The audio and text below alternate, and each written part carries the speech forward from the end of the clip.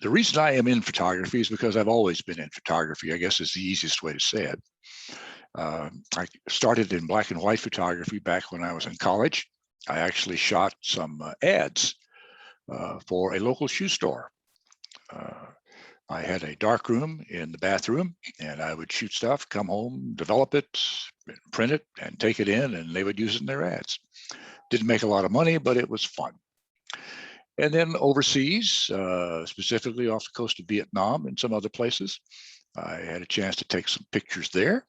That was fun. I made up some newsletters that went back to people back when everything was mail, and it was 2 or 3 months to get mail. So I took pictures of everybody I could and made up little quips to go with it, and we mailed it all back to our families.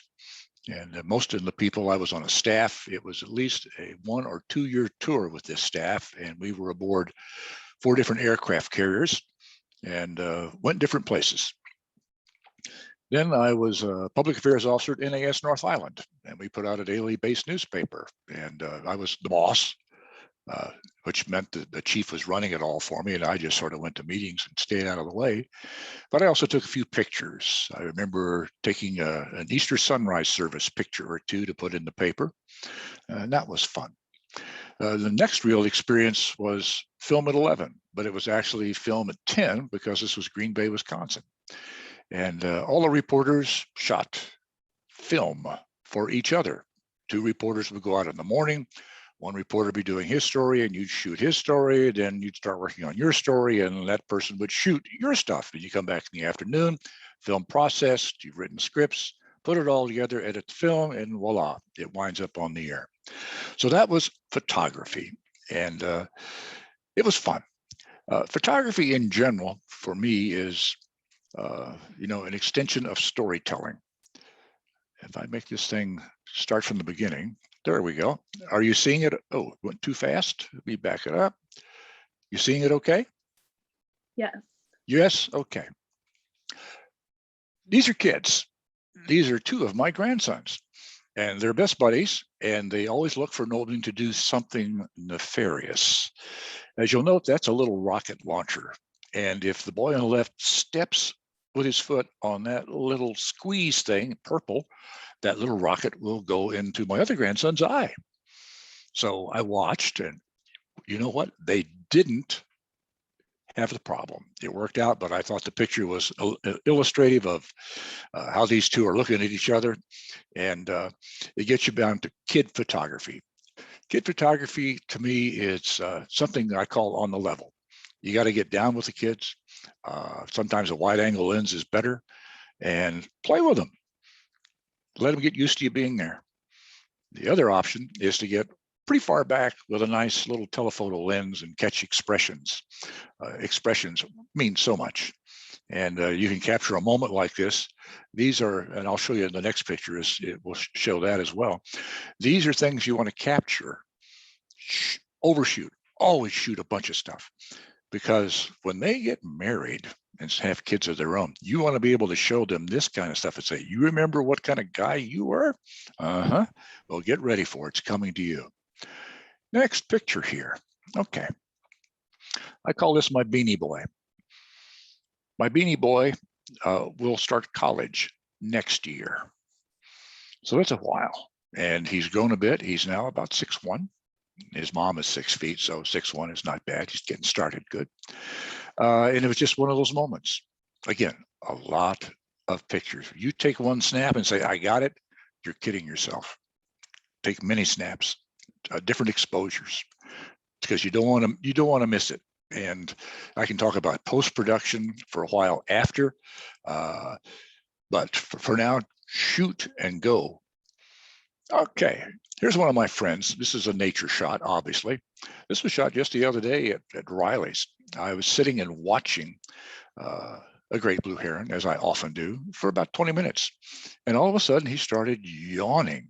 And I said, well, click, click, click, click, yawn, yawn, click, click, click, click, click, click, yawn, yawn. And, I've got stuff almost of tonsils and tongue, everything you could want. And I just chose this one because it does show the cavernous opening Because if you ever watch one of these things, take a fish and let it slide down their throat, it's truly amazing. How do they do that? Well, there's a start right there. If they can get that the head in that far, goodbye. Nobody's getting out. Let's see. Oh, I meant to mention on the kid pictures, don't stop at stills. Use the video in your camera. Get the voices.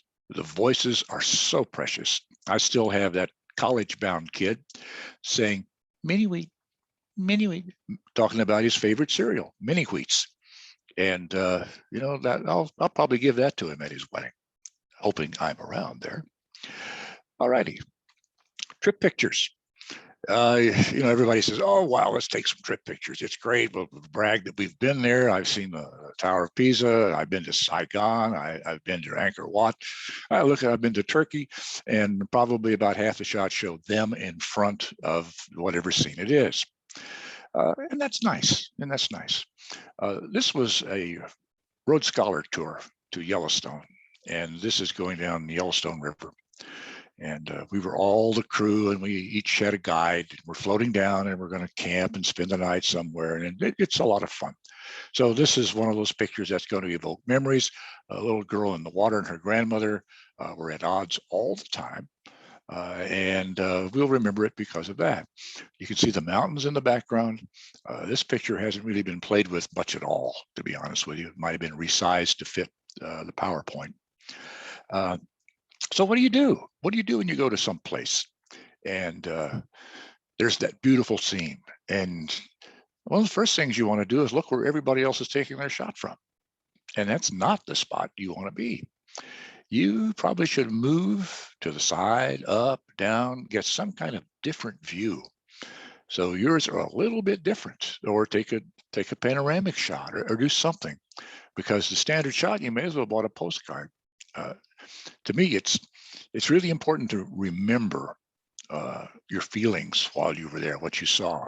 And I remember seeing this bison just sort of laying there. It says, "Man, what do you do during the day?" And the answer was, "I sort of lay here and look at tourists going by," because that's what he did. And we have a few elk that were around, also there, just laying a bed. And I shouldn't talk about this yet, but I will. And that is called Look and See. I did this with interns at Channel 4. The difference between look and see is obviously when you look over there, but what do you really see? And where do you see it? How granular can you go with what you see? Just out of the corner of your eye, you get used to looking for things. And Susan will know this well. You see something move over the corner of your eye, and you say, "Oh, what's that?" And you wait a second and see if you can see what it was. Maybe it's nothing, maybe it's something. If you don't look, you'll never find out. But we're passing by in a bus, and I see this guy. Okay. You may recognize this spot. This is Riley's Lock. And I can always count on finding something at Riley's Lock, whether it's the same scenic place from almost the same shot every time.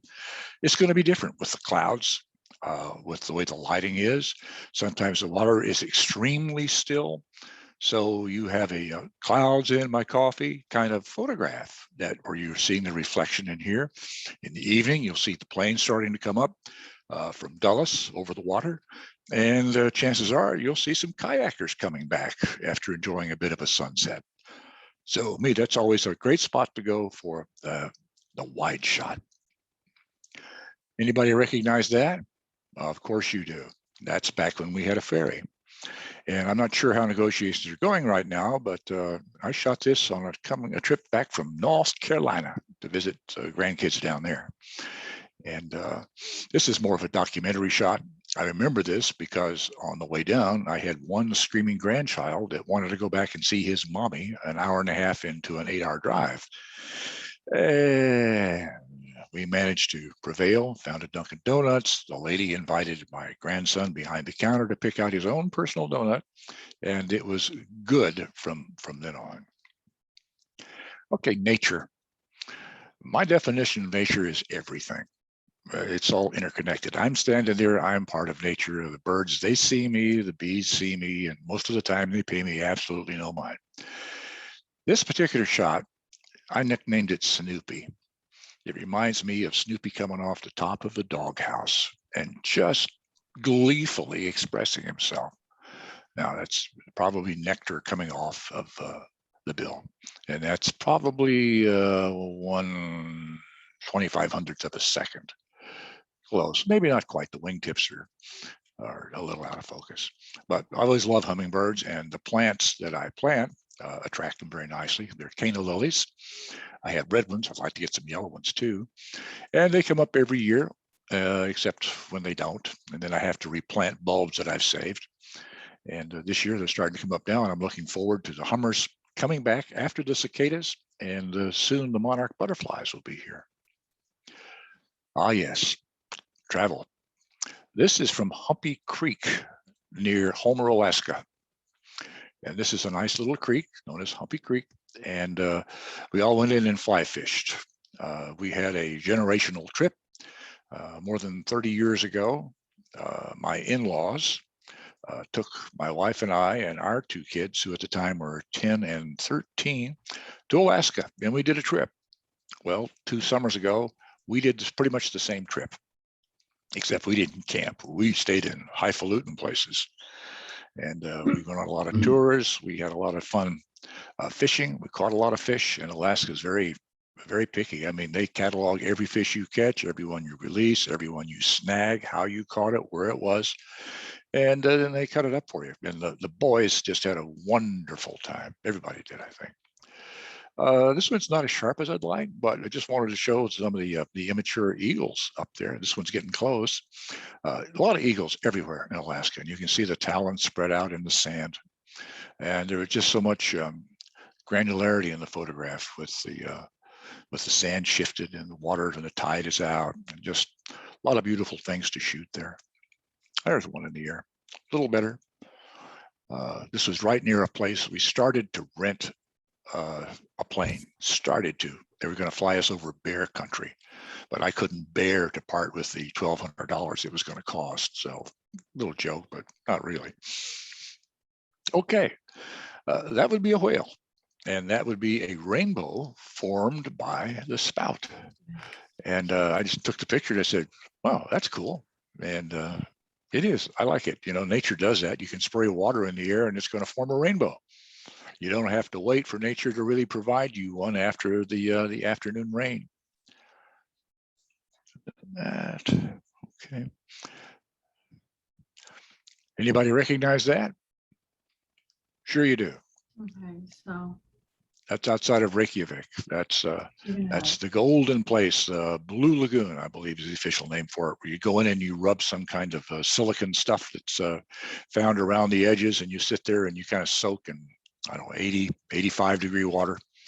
It's something that everybody does. It didn't affect my beauty, I'll tell you that, but it was fun.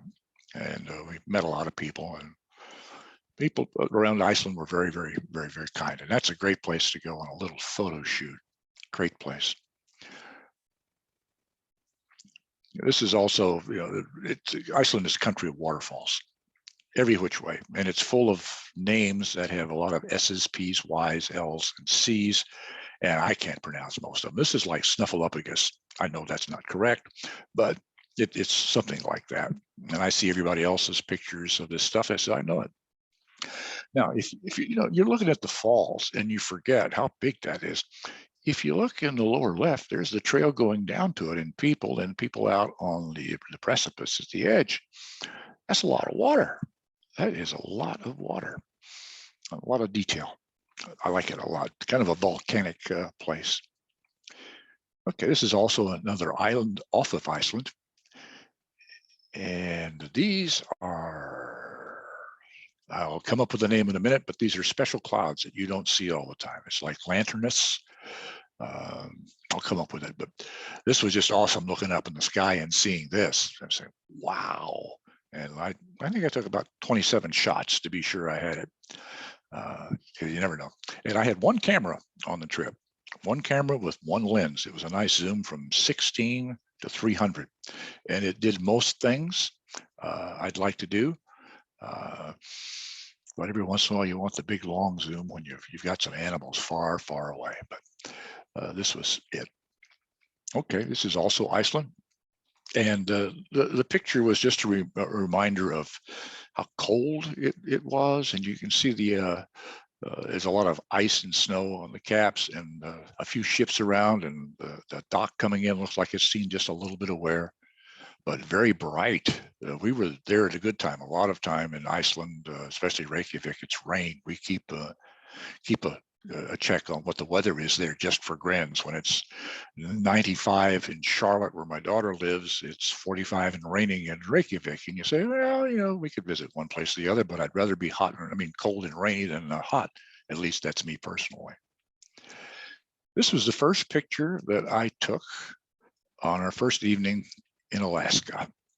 This is sunset at 10:45 p.m. And that's, I think the mountain's name is Iliana. And just the colors were amazing. Oh, another fish picture here. And that's one of my grandsons. On the left, that's Jake. And on the right is our guide. He's been guiding forever and has no intention of ever stopping. I think he was 62 2 years ago. And he enjoys making money as much as he enjoys taking people out and having fun. And he made a lot of jokes with the kids and warned us, tell us to make plenty of noise because there are bears out here. And the boys believed him, and well, they should, because there were bears out there. Okay, we're back at Riley's. I had these sort of organized and then disorganized them. This is just to show, this is the canal. The canal to me is a very special place, primarily not only for the photography, but for the environment itself. It provides me with all kinds of things.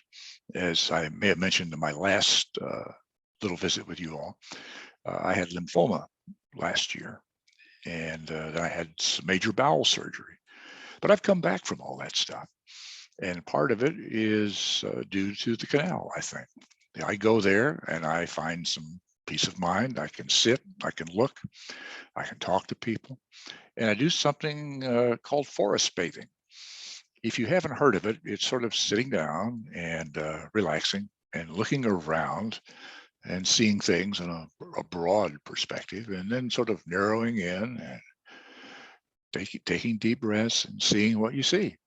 And seeing what you see may be all the way down to a little ant or a different colored little flower on a plant. Maybe it's a vine. It's probably an invasive thing, but it has a pretty flower on it. And you look at it. And doing that actually lowers your blood pressure and you feel better. And I also make it a point of trying to talk to people when I'm out there to get them to talk. And I've sort of had some experience at interviewing people over 30 some odd years, and it's just interesting what people will tell you. The canal also is a place that you sort of want to guard.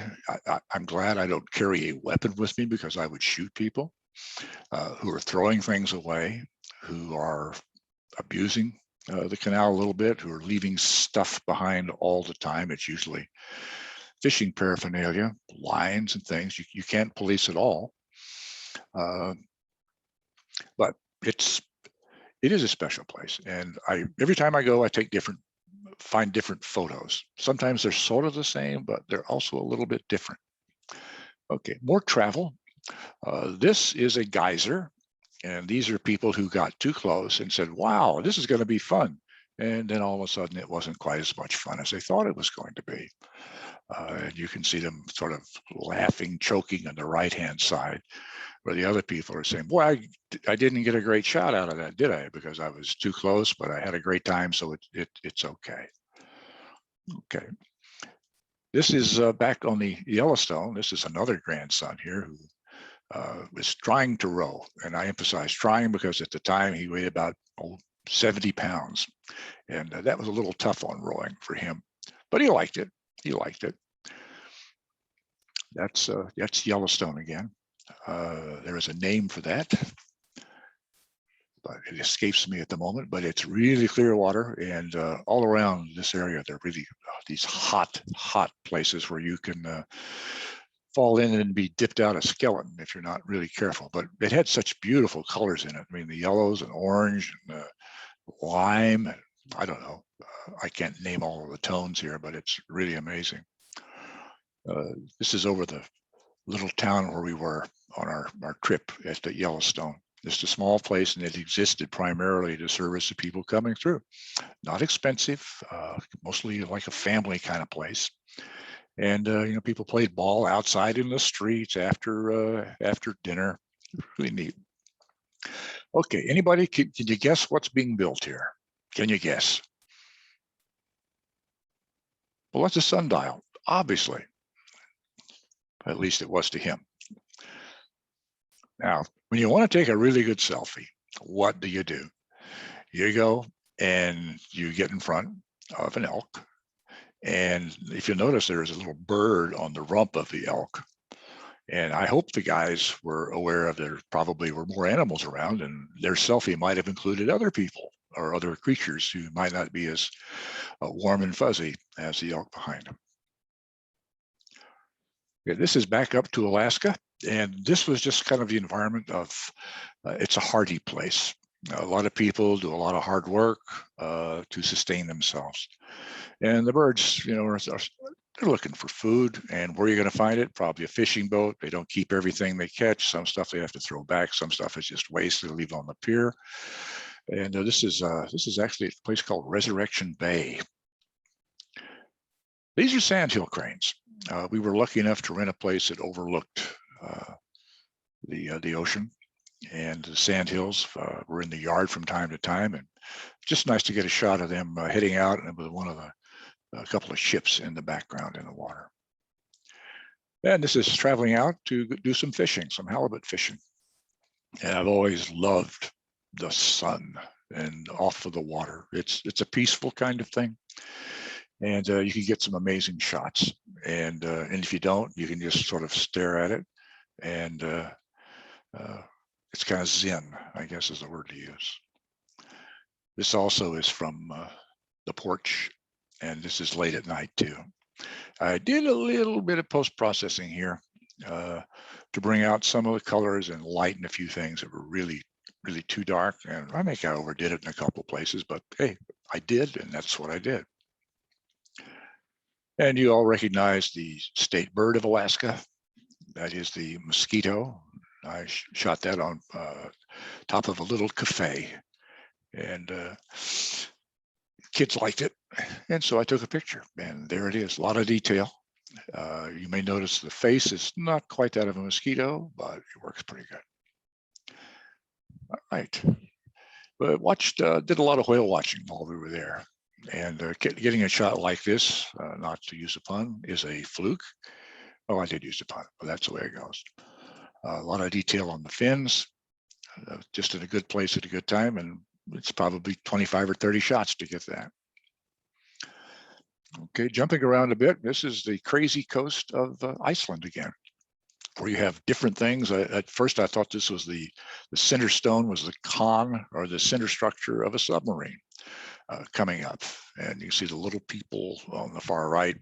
The beaches were just crazy. And I say crazy because this one was kind of a black, very small granular beach. Other parts of Iceland on the north, northeast, it's also a little black, but what they have on it is pieces of glacier, because it was breaking apart around there. And we took a little trips up there on a bus to see what they were. And the most extraordinary thing we ran into in Iceland over in there was, they had the tourist bathrooms. You got to pay to get in. I guess that's the old British saying of a penny for the loo. Well, this was about 50 cents. But okay, this was Norway. And you may recognize these as Northern Lights. And the little cruise we were on, they would, anytime, night or day, well, mostly at night since it's Northern Lights, they would announce Northern Lights spotted, forward, left side, port side, that kind of stuff. And I shot this with a camera. It's resting on the rail of the ship that's moving. And you're lucky sometimes to get any shots like this. I plan to take a trip to Fairbanks next year. and they have a little yurt out in the middle of no place that you can shoot the northern lights. So it'll be tripod and that kind of stuff. My wife's really looking forward to it, maybe. But there was a nice gentleman, Swede, who was there helping us try and get these shots. And he says, this is just a reminder that you see things the camera doesn't see. And in some instances, the camera sees things that you don't see. Like, for instance, northern lights. Sometimes there's just all your eyes see is like a sort of a dark spot up there, like maybe it's a black hole. And he says, no, take the picture, take pictures. And you look at it later, and this is what you see. It's amazing. Now, this is survival. You sign up for something. Let's take a trip. Well, you want to experience everything. Well, we went to the top of a glacier, and we had to take a huge snowcat to get up there. And it was cold, and people are having trouble standing. And that's what's going on here. People trying to help the guy next to them, and they take one step and they need help again. But it was fun and exciting. And our guide wasn't even wearing a hat or gloves. He says, I am Icelandic. I'm Icelandic man. I don't need this. And we said, you're nuts. I mentioned the canal being kind of a special place. I have seen so many different things there. This is a celebration of life at Violet's. There are about 30 people there. They brought wine glasses, a little cheese. They did a toast to a lady who walked on the canal a lot. And I stood back and took some wide shots, posted them on Facebook. And some of the people there happened to see the picture and said, thank you, we appreciate it. Nice remembering this lady. But other things I've seen a baptism at Riley's right off the shore, about 20 people. I have seen a guy in a tuxedo playing a flute right at Riley's. And I talked to him about it, and I said, what are you doing? And he says, well, I just wanted some peace, and I love playing the flute, and I just started to come out here, and I wanted to play. And I just sat down and listened to him for a while, and that was great. Loved it. Other things you see, you see people, you see things, you see situations, and what you see a lot of times is you see people who really have loved an animal, and the animal can't keep up anymore. So, just like a kid, they rig up a little buggy and they take the animal for a walk, or sometimes they're just saving energy. And I have seen them actually get out, and the dog may be able to get out into the water and paddle just a little bit, and then get out and go for it. But it's a treat. And I've seen a lot of kids, that way too. Okay, anybody guess what this is? These are the people that came to shoot the painted bunting at Great Falls. And I had fun going down there. A lot of these were professionals, professionals in the sense that they probably sell their photographs to people, and bird zealots who go anywhere there's a sighting of a bird that they think is really cool, they will go. There'll be a caravan, and they'll, drive 2 or 3 hours. Somebody heard that there's a bird down there that's blue or has, an orange feather. They'll go and they'll set up for it, and they will wait. And this bunting came to visit Great Falls in, I think it was early December, and stayed maybe through parts of February. So a lot of these people stayed, came back every day, and would spend hours there getting pictures of the bird eating, palling around with some cardinals, and actually in the snow too. It was amazing. And that is the alleged painted bunting. Beautiful bird. Like the colors, and they're about as common as sparrows, I think, in parts of Florida, Georgia, down in the south. Maybe there'll be more up here. Riley's again. And Riley's is the confluence of humanity and boating and a little bit of everything. You have birds that will come in over the sky. I can stand on the bridge at Riley's and been wait there 20 minutes, and I'm going to shoot something. You see families going out, fishermen going out. When it's a little colder in the year, you'll see the duck hunters going out with their camouflage boats and their decoys. And we've had a lot of roars the last year, and I think that's going to pick up. The young people from a number of high schools out here are banding together for like the DC National Rowing Club or something, and they're out 4 o'clock on a lot of days if you want to drop by and see them work out. That's Riley's. And I watched this guy for a while, and he just started flying right toward me. And I love these. I guess you would call me a heron addict. That would be Heron addict. I just love these gray blues. And I like these little flowers. I mean, this is a bloom on a cactus. And you go from seeing the big animal or the eagle and a lot of hawks. I love them. But then all of a sudden you look over and you say just how dainty and fragile and soft some of the plants are. They're pretty. You can't sell photographs like this, I don't think, but you look at it and look closer and look closer and closer, and you'll find little insects, and it's fun. And luckily, I do a lot of stuff in front yard that attracts bees and monarchs and tigers and swallowtails and all kinds of stuff.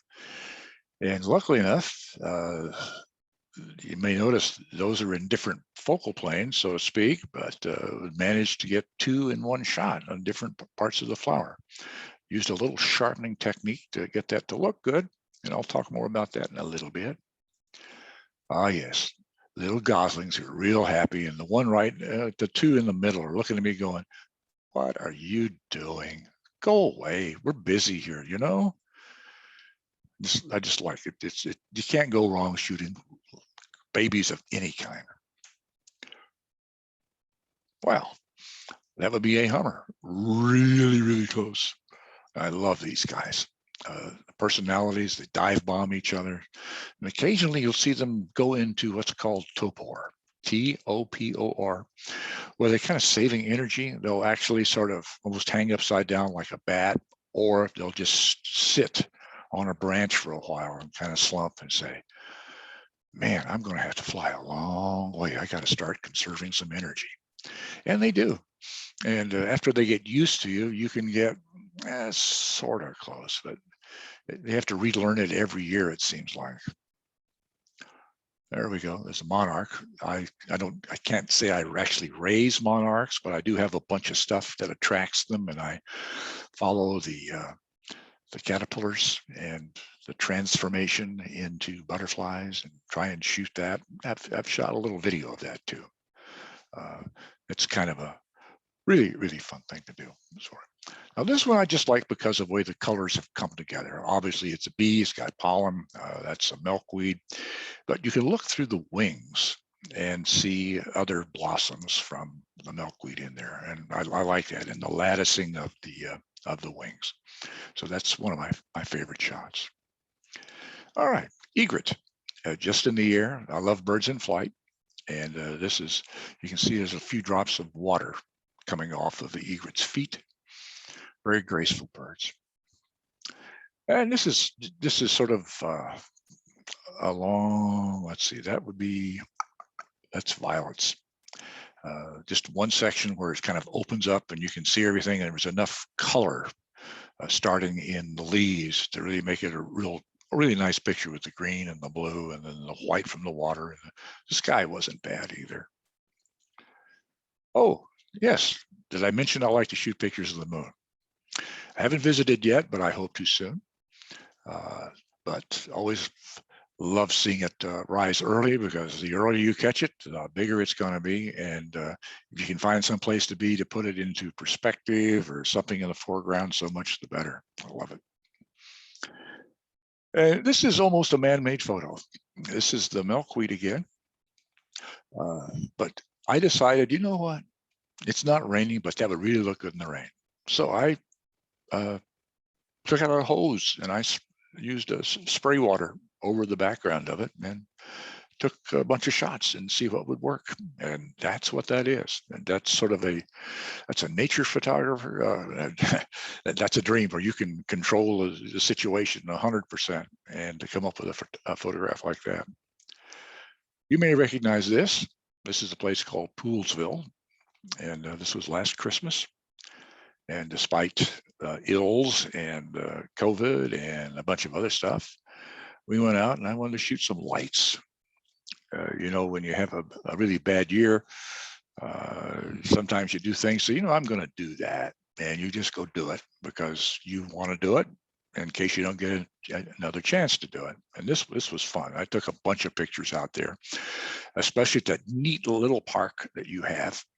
That had all the Christmas decorations, the places to walk through, and we could take pictures and watch other people going through, the families enjoying all the lights. Oh my goodness, what can I tell you? They tell me they play pickleball in Poolsville, and maybe Tukey can talk about that, but Joe is a mainstay there every day, and I go 3-4 times a week when I can.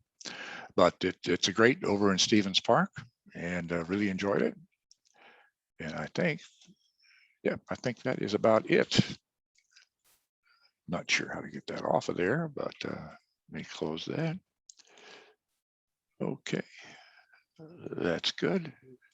All right, I guess, yes, I did. Out a window. I saw the question from Tukey. I took it out of a window. The window was open, but down, so I could shoot it. If you have questions or something, we're at 7:41. That's really, it's about 50 some odd pictures. I didn't want to bore you too much. And if you have some questions, I can talk in general about photography, some basic things that I do, and some things I can suggest you do if you're interested at all beyond your cell phone. Cell phones take great pictures, but sometimes they just can't do the kinds of things that you would like to do. They may be fine for things. I took an old camera today. I went out, I took grandsons to a pool, and I gave them a waterproof camera that I had from, it's about 5 years old, and they had a ball taking pictures of each other underwater and so forth. Having a camera to do what it is you want to do, that's what's important. Sometimes it's that iPhone or Android, whatever you have, and sometimes it needs to be a little bridge camera that has a nice zoom lens on it that you can take everywhere you go. It all depends. With that, I'll yield back the remainder of my time. What questions can I answer for you? I see another question in the chat that says, how many millimeters is the lens that you use for your bird photography? Okay, bird, I have a couple of long lenses. One is a 150 to 600. The other one, I just got a new setup I've been playing with, is a Sony, and it is a 200 to 600. Then sometimes I shoot these with a closer lens, which is a 16 to 300, and I have a couple of other types of lenses. But I travel with two. I have the long lens to reach out and get birds in the trees or so forth. And then I have the sort of the medium lens that I call the pop-up lens. That is, as I'm walking over that way and something else happens here fairly close, I have a second camera I have preset to kind of shoot medium range stuff, and I just pop it up because I'm generally holding a monopod with the big lens on it, and I have the other camera that I can operate with one hand, getting something flying by. So it varies, but I try and have the mixture so I can cover everything from pretty close in to pretty far out. And you know, I recommend having a zoom lens that will handle most stuff that you want. The 16 to 300, I could take on a trip and probably get 80% of everything I'd want to shoot without taking the big lens with me. Do you have any photos of pelicans in flight?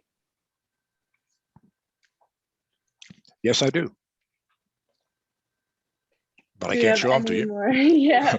I do. I shot those in St. Augustine, Florida, in early December of 2 years ago. What brand camera do you own, and why that brand? I have two Nikon bodies and one Sony body. The Nikons I just went with because I've seen a lot of Nikons. I've seen Canons. The ergonomically, the Nikons work well in my hand.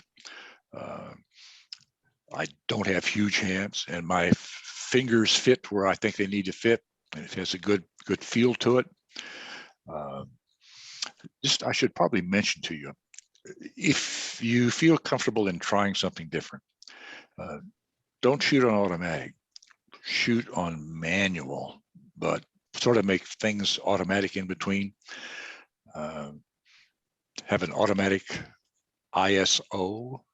I think I should save that for another time, but set it up where you can make some choices about how your photograph is going to look. Don't just accept what the camera is going to do for you, because you take a picture, there's software in there that takes information in from a little sensor, and it stores it, and then it creates a picture for you, which normally is what's called a JPEG.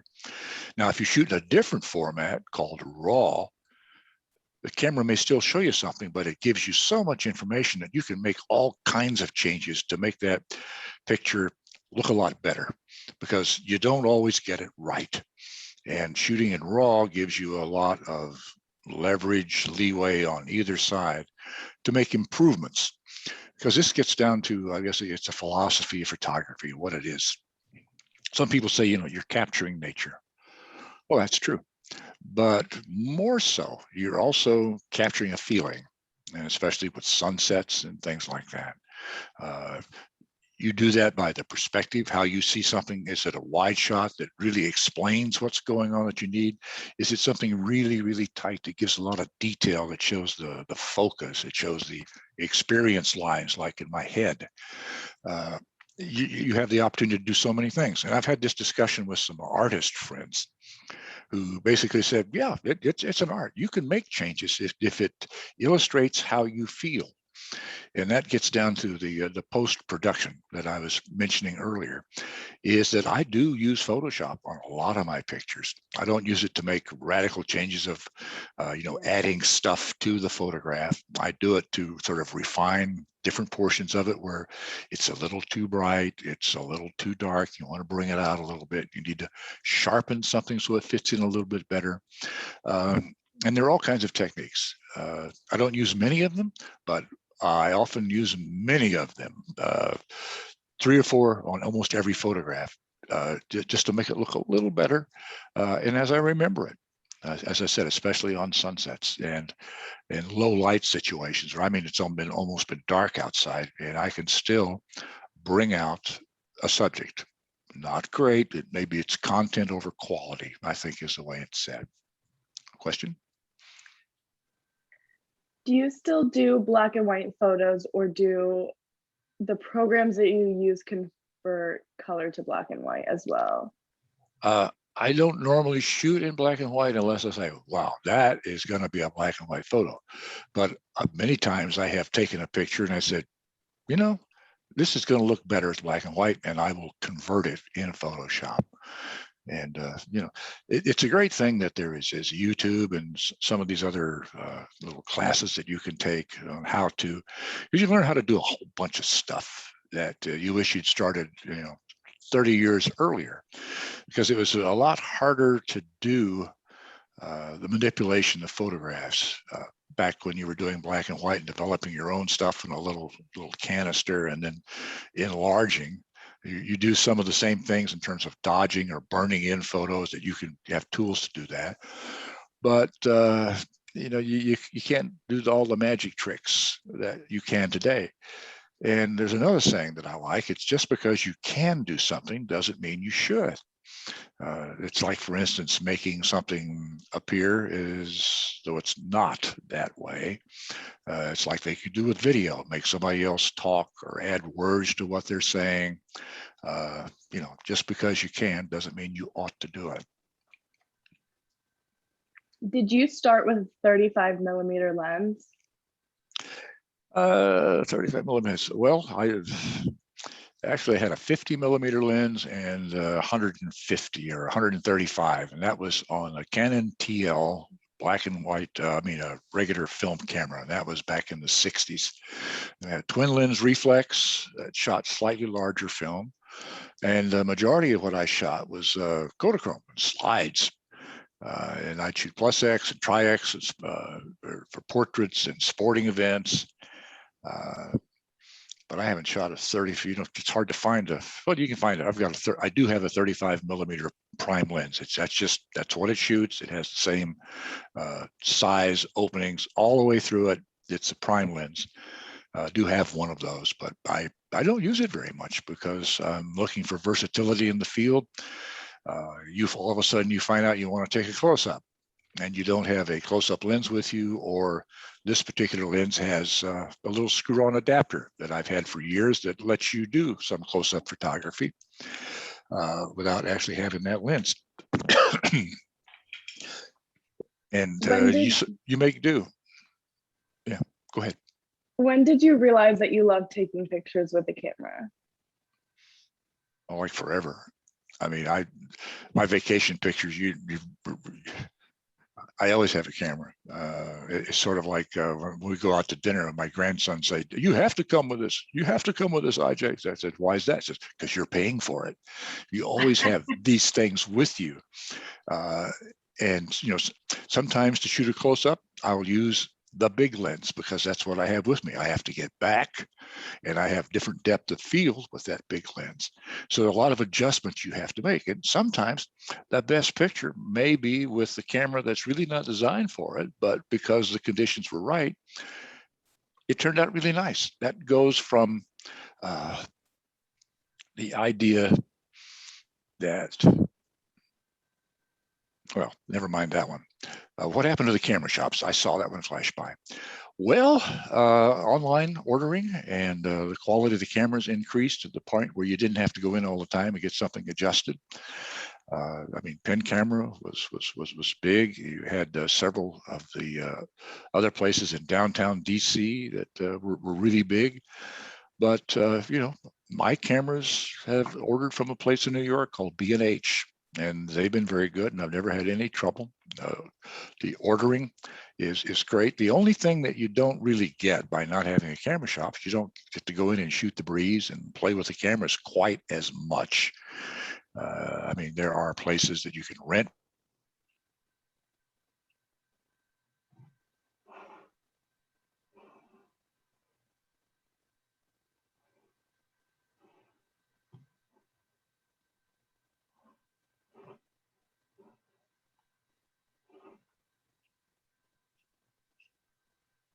Sons a little bit about black and white photography. And oh, my internet connection is unstable. Okay. And we shot some pictures and I showed them how to do a light meter. I have an old light meter that I've kept, and we got it developed and looked at it, and it was kind of fun using the old twin lens reflex and setting the f-stop and the shutter speed and all that stuff. It's fun. What is your opinion of MUIR, spelled M-U-I-R? N-U-I-R. M-U-I-R. Herbert, I see your question there in the chat if you want to unmute and clarify it. Yeah, tell me what you're. Okay, all right. Hi. The great, hi. You know, Muir Woods is named after him. Oh, Muir. Oh, okay. Yeah, I think it's M-U-I-R. Anyway, I understand in later years, he took many of his pictures from his automobile. I mean, they're classic pictures, but you would think they were, you know, really very, you know, that he'd be more orthodox, but that's, he looked for creature comfort. Yeah, you might think that, but you know, when photography gets in your blood, you want to go out and you want to play. Maybe you shoot from your car. I've seen folks in wheelchairs that have a special mount and they have a telephoto lens on it, and they get out and they shoot. You know, you find a way to do what you want to do. You're passionate about it. Before I forget about it, is a reminder that if you're going to shoot stuff, you need to pre-flight your camera. Be sure you've got a card in it. Be sure your battery's up to speed, and it never hurts to carry a spare battery and an extra little camera card with you, just in case. And since I shoot so many different things, sometimes it's a bird flying, sometimes it's a flower over here, it's on there, to check your settings before you start walking someplace and sort of having, you know, one spot. Here's where I always start from. You know, I'm going to start from this shutter speed, this f-stop, and this ISO, which used to be film speed in many respects, and take a picture and check it out and say, yeah, that looks like what it ought to look like, and go from there. Because many a person has come back, if they didn't have, depending what kind of camera they had, and they've shot a whole bunch of pictures and there was no card in the camera and they came back with 0. Most cameras have a way to warn you about that. Some don't. What is the best? Oh, go ahead. Go ahead. What is the best camera and lens you'd recommend for starting? Would it be different for wildlife as opposed to people or portraits? It is. You need to get started and sort of learn what it is you really want to do. I think they're called bridge cameras. They are pretty good. They'll shoot just about anything. They have a built-in zoom that'll go from, I don't know, 25 to maybe 1,000 millimeters. And they work for a competent photographer. I'm not going to say a professional photographer because they have slightly different needs, but you can get started with these small Nikons, and Canon has them too, that I think maybe $300 or $400. Maybe Susan knows the answer to that, but I've seen them in the field and people seem to be happy with it because you can spend the price of a used car on a lens. And maybe you don't need it. I mean, I've got what I call a retired man setup. The stuff that I have is not top of the line, but you can take an average guy like me and you get a little bit of experience under your belt and decent equipment and luck and a lot of patience, and you'll get some great photographs. If you have any other questions, feel free to send them in the chat or unmute. I would like to know, of everywhere that you've ever shot, where was your favorite place to take pictures? I kind of liked Roosevelt Hill above Hong Kong. I like that.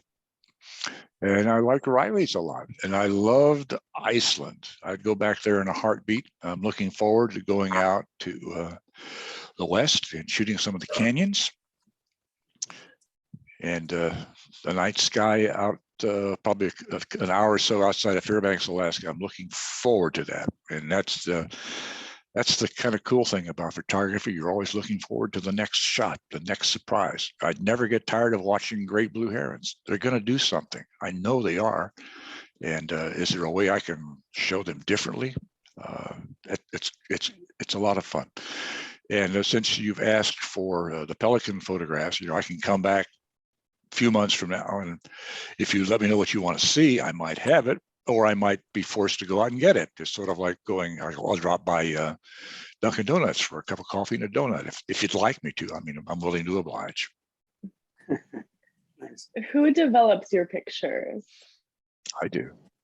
It's all digital. I mean, I play with them. I download them. I run them through Photoshop. I create stuff sometimes. It's fun.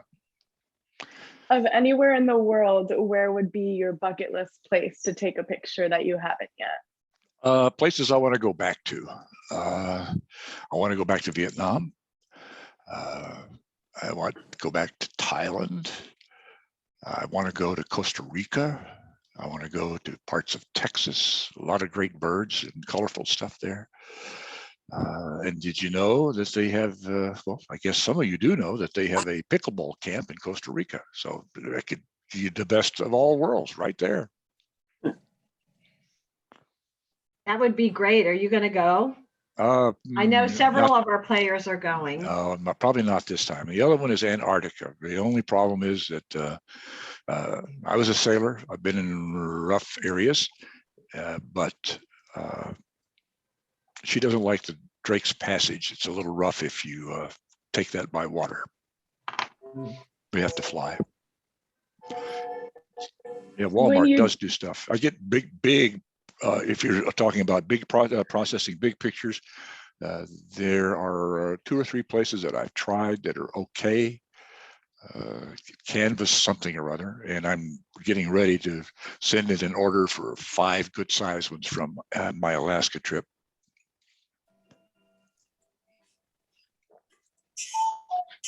Do you have any last questions? Last recommendation, find good light, and then find something to shoot. All right, well, if we have no further questions, of course, you can email them to us later at info@poolesvilleseniors.org, and we can pass them along for you. IJ, we'd just like to thank you so much for your You're welcome. presentation tonight. You had so many amazing pictures and stories and advice as well. If you're joining us on Facebook Live, please leave a like and comment. If you'd like to unmute or turn on your camera to say goodbye, now would be the time. I hope you all enjoyed tonight's presentation and learned something new. We'd like to thank our ongoing sponsors and private contributors as well, who help us keep on our programs because we love putting them on for you. We'll be back this time next week at 7 with John Wolves and the history of the C&O Canal. So if you enjoyed this, please make sure to register and join us again next week. As always, all of our info is at poolesvilleseniors.org. Thank you everyone for joining, and have an amazing evening. Thank Thanks, you, IJ. IJ. You were great. Yay.